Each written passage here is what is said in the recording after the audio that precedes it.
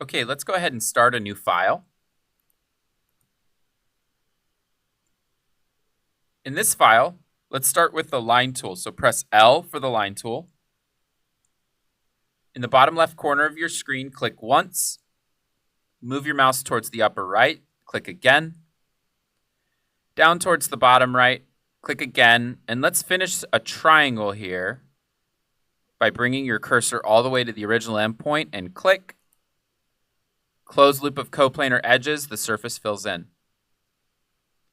Now we're going to draw a small triangle off to the left side here. So hover over this left edge, click, and let go of your mouse, and then move your mouse and click and let go again. And then move it back to the edge, and on the edge, click again. Press your space bar key. That will give you your select tool.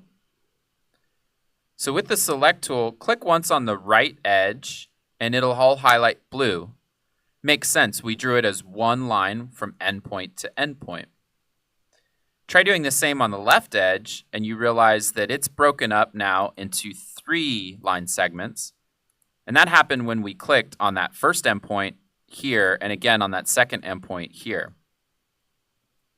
Notice too that there are 2 surfaces. Click on the surface, it will highlight blue, or the other surface will highlight blue, and they're divided by this edge. So it's important to start seeing how geometry merges up in SketchUp and breaks each other up, so this edge becoming 3 pieces, and also this surface being 2 different surfaces. We'll play more with those visual indicators as we go along, but let's press L for the line tool and draw a similar triangle off to the right. So from edge to the outside and back to the edge again. Lastly, click on the bottom left corner endpoint, move your mouse in on the face so you get an on face inference, click, and then move your mouse down to the right corner and click. Now let's erase away some things we don't need. Press E for the eraser tool. I want you to erase away this inside edge here, and the same inside edge on the right side, and then the bottom edge, erase that too. Notice when you erase away that edge, the surface goes away, and these edges now take over as belonging to this inside surface.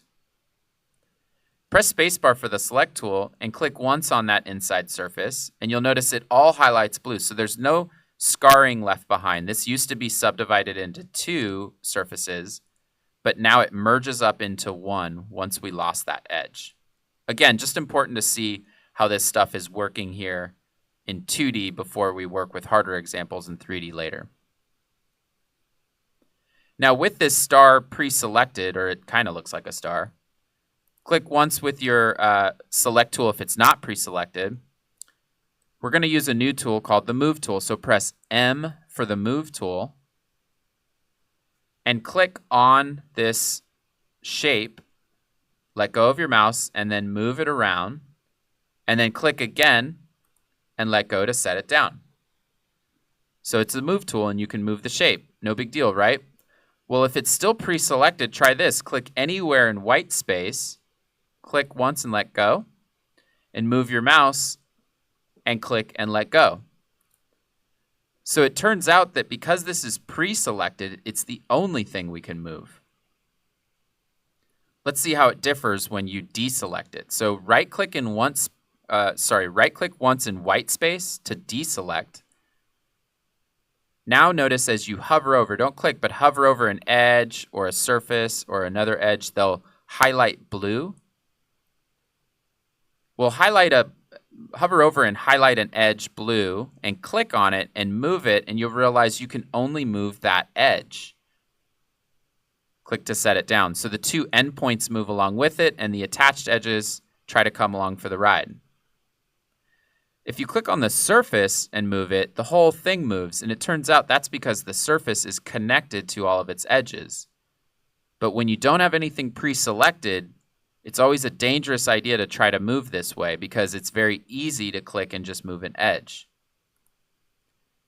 You can also click and move endpoints. So click on an endpoint and move it around. So just the endpoint and the attached edges adjust. Click to set it down. So the Move tool is actually also an editing tool.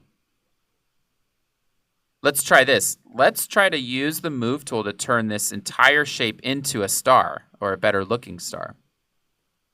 So you can click edges to move them around.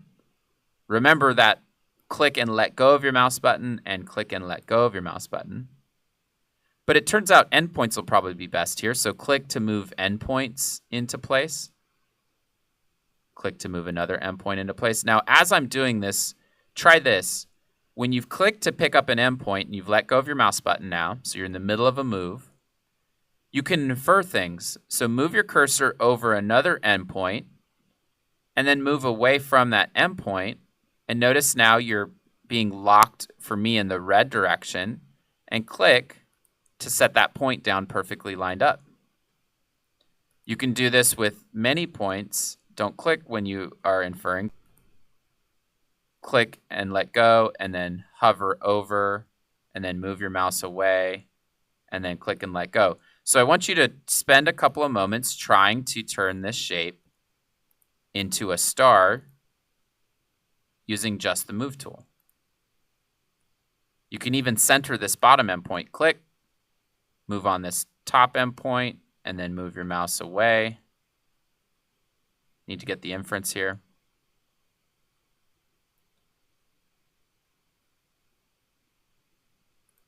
And then finish off with the last few points.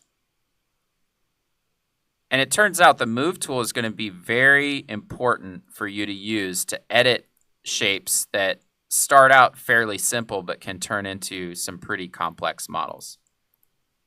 Just remember, if you have something pre-selected and you try to move something else, like I'm doing here, if you're in the middle of a move that's not working for you, hit the Escape key on your keyboard to let go of that, then right-click in white space to deselect everything.